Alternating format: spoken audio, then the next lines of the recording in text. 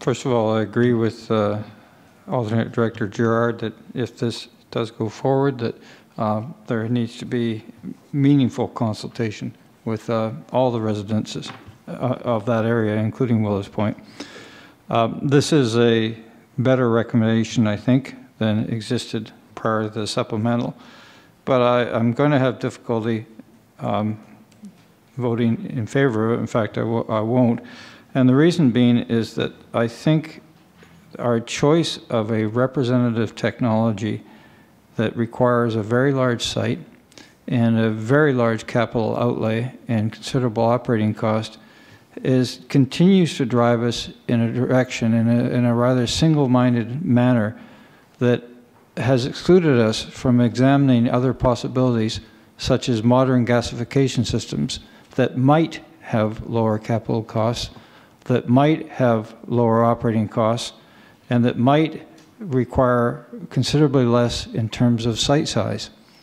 Now, if they did allow that smaller site size, it would have allowed us in the past several years, and certainly in the future, to have looked at sites that might be far superior in terms of location and far superior in terms of opportunities to maximize resource recovery, in that they might have been sited very close to infrastructure that could have taken advantage of that resource recovery. So, you know, I understand and brought a report to this committee a couple of years ago, and the response was, well, this can happen at the procurement stage. I don't see how it can happen at the procurement stage, given the road that we're going down. And so we have chased our tail for 2 years, caused a huge amount of dislocation and upset in the township of Esquimalt, and we continue to look at this particular technology that, in my view, is particularly ill-suited to our circumstances. So I can't support this.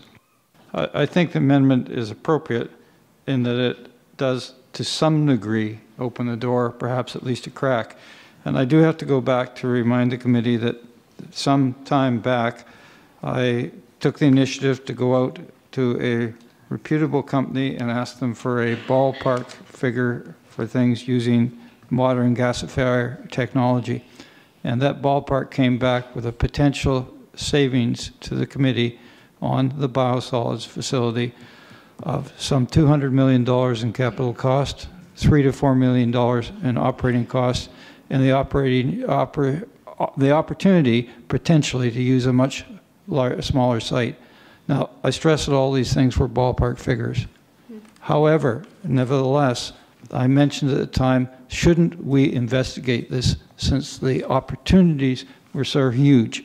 And the answer I received was that can occur at the procurement stage. I think I've just heard Mr. Hall say that can't occur at the procurement stage. Well, it's just not possibly responsible for us to ignore the fact that that might have existed. How can you explain to your taxpayers that you didn't take the time to look at the possibility that you might have those kind of savings and advantages? That's just not tenable. Thank you. Mr. Hall, did you wish to address that comment? Yeah, just to clarify my comment, it was in response to Director Young's question about was there the possibility during the procurement process of a combined site being put to the table, and my answer was no, because the procurement process for the liquids plant is already in process. But when we do go out with an RFQ or an RFP for the biosolids, the contractors will have an expectation that they will have a site picked for them. They will not be expecting to go out and find a site for themselves. I think the technology that's proposed here, and it is representative technology, is where larger sewage treatment facilities are going, and we just look at the proposals we got in and the information we got in from the contractors, and certainly digestion is a prominent use. To my knowledge, and I stand to be corrected, there is no proven technology for gasification of sludge. So it would be unproven technology to go down that road. And we certainly did talk to at least one of the firms that is in that industry, and you know, that's the information we have. Thank you. Just as a follow-up, Madam Chair, we get into this. We're really running short. I realize very quickly. We get into this argument of chasing our tail, that we won't put something out there till we have a site, and the technology we have selected requires such a big site that we are stuck with Heartland.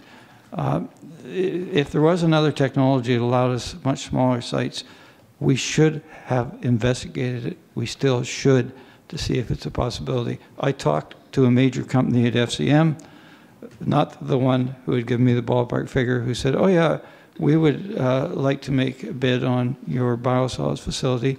And then they discussed further, and they said, oh, by the way, it would be a modern gasification. This was a different company, and it probably would require a smaller site. How are we ever going to find that out? Thank you.